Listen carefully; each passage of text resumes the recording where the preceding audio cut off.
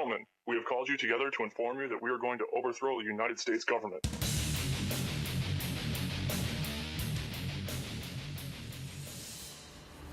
We're at 1776 Main Street in Santa Monica, California. And yes, you do see a mushroom cloud behind me made up of giant chain links.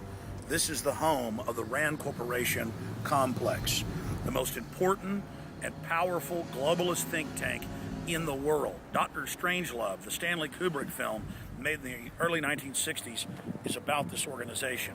They developed the plan of mutually assured destruction against the Russians. They developed mid-air refueling. They developed systems analysis. They developed the futurist paradigms of the Pentagon. They developed the transhumanist ideas, or repackaged the transhumanist ideas of Aldous Huxley. These guys are the ones that put out public reports 15 years ago. It's how I knew what was going to unfold, about how they were going to militarize police, how they were going to federalize police, how they would build threat fusion centers, how the system would set up a homeland security grid under Northcom with federal command bases used to spy on the citizenry. They write big reports on how to manipulate people through financial systems and how to sell them on tyranny individually. And they have the nerve in all of their nomenclature to obsess on the founding fathers in 1776 and freedom and the rest of it, when the Rand Corporation is the exact opposite. And no other group has their documents taken by the Trilateral Commission, Bilderberg Group, CFR, and then put into policy like this organization. The Rand Corporation is at the heart of the New World Order. It's part of that inner coterie, or almost a group of ring wraith organizations that serve this dark system. Gentlemen, we have called you together to inform you that we are going to overthrow the United States government.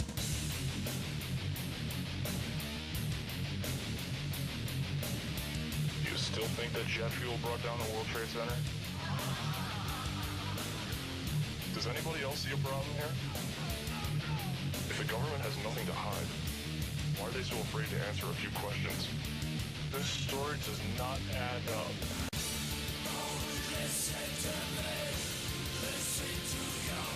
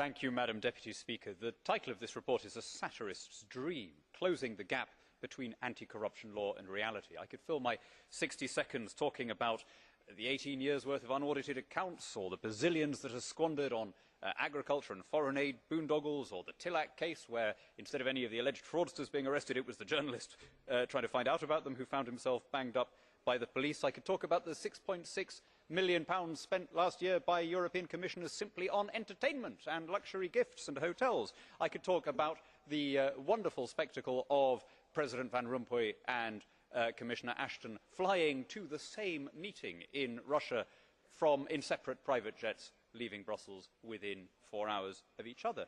Instead, I'll confine myself to saying this. These things happen not because the EU attracts particularly bad people. I mean, of course, it attracts some bad people. Man is fallen, and like all institutions, it contains those who give in to temptation. It happens rather because there is no link between taxation, representation and expenditure at Brussels level. It was Milton Friedman who said there's two kinds of money in the world. There's your money and there's my money. The trouble is that in the EU, it's all your money. Hence negligence, corruption, fraud, and what we see before us today.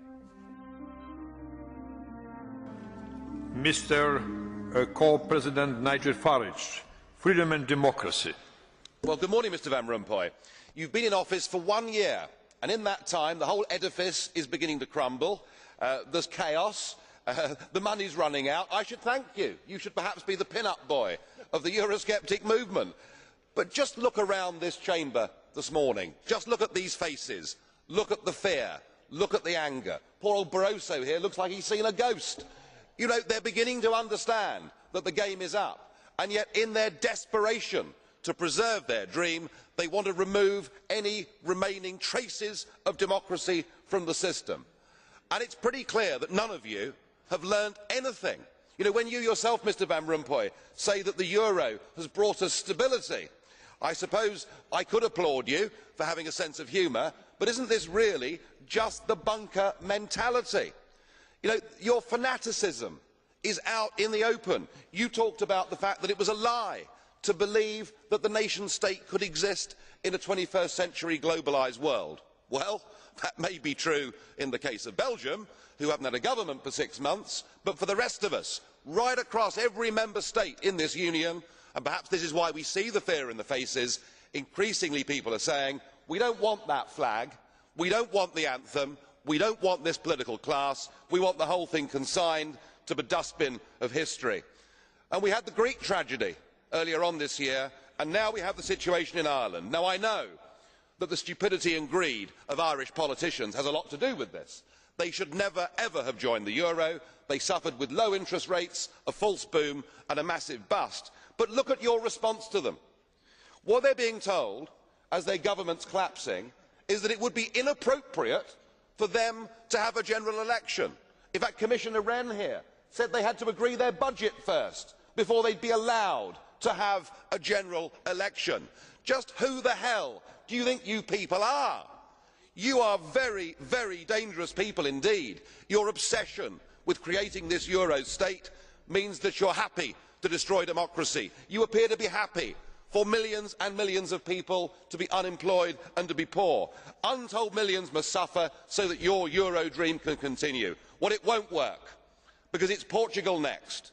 With their debt levels of 325% of GDP, they're the next ones on the list, and after that, I suspect it'll be Spain. And the bailout for Spain would be 7 times the size of Ireland, and at that moment, all of the bailout money has gone. There won't be any more. But it's even more serious than economics, because if you rob people of their identity, if you rob them of their democracy, then all they are left with is nationalism and violence. I can only hope and pray that the euro project is destroyed by the markets before that really happens. Good afternoon. Today, as part of an international coalition of some 60 nations, including Arab countries, our men and women in uniform continue to fight against ISIL in Iraq and in Syria. More than 2,000 coalition airstrikes have pounded these terrorists. We're disrupting their command and control on supply lines, making it harder for them to move. We're destroying their fighting positions, their tanks, their vehicles, their barracks, their training camps, and the oil and gas facilities and infrastructure that fund their operations. The highly produced ISIS video says America thinks it's safe because of the geographical location.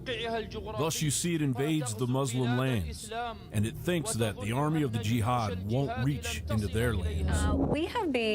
We at SITE have been researching the jihadi threat online for over a decade, follow their steps, monitor their activities, and study their activities online. Once again, SITE discovers terror threat against America. A month-old alleged threat against U.S. service personnel by the Islamic State was followed up by a new warning from the Northern Command on Monday. The official use warning by the military command urging soldiers to hide their personal information online follows the release of a purported IS video claiming the group will engage in another 9/11 attack against the United States. According to SITE, the video is part of a Twitter campaign attributed to the Islamic State under the hashtag #WeWillBurnUS again. The tweets are threatening to unleash a new 9/11 attack on America. In a time of lone wolf attacks and Americans and other Westerners pledging to the Islamic State, this kind of campaign should not be taken lightly, SITE Director Rita Katz said. The Twitter campaign, along with other ones like it in the past, shows the Islamic State's skill in forcing itself into Western conversations, she added. Katz believes the campaign shows a unified and structured method of online mobilization by the Islamic State and its followers. A video coinciding with the social media campaign threatens every American on the globe. Tweets attributed to the terror group promise attacks like those that occurred in France and Canada. The SITE intelligence group consists of Katz and 2 senior advisors, one of whom is Bruce Hoffman, the corporate chair in counterterrorism and counterinsurgency at the RAND Corporation, and former director of the RAND's Washington, D.C. office, according to James F. Tracy. Federal command bases used to spy on the citizenry. They write big reports on how to manipulate people through financial systems and how to sell them on tyranny individually, and they have the nerve in all of their nomenclature to obsess on the founding fathers in 1776 and freedom and the rest of it, when the RAND Corporation is the exact opposite. And no other group has their documents taken by the Trilateral Commission, Bilderberg Group, CFR, and then put into policy like this organization. The RAND Corporation is at the heart of the New World Order. It's part of that inner coterie, or almost a group of ring wraith organizations that serve this dark system. In 2003 and 2004, SITE received financial support from the U.S. government. Also in the early 2000s, SITE was on contract providing consulting services to the FBI. It would appear that SITE has abandoned its nonprofit status and now relies on corporate and individual subscriptions for revenue. In 2005, the private mercenary contractor Blackwater hailed SITE as an invaluable resource. One of SITE's founders, Rita Katz, is a government insider with close connections to former terrorism czar Richard Clarke and his staff in the White House, as well as investigators in the Department of Justice, Department of the Treasury, and the Department of Homeland Security. ISIS account on social media indicated that within a short time they will be releasing the video, only we actually had that video beforehand and were able to beat them with the release. According to SourceWatch, a number of the videos SITE has claimed to have discovered were subsequently found to be frauds. John Bound, Infowars.com.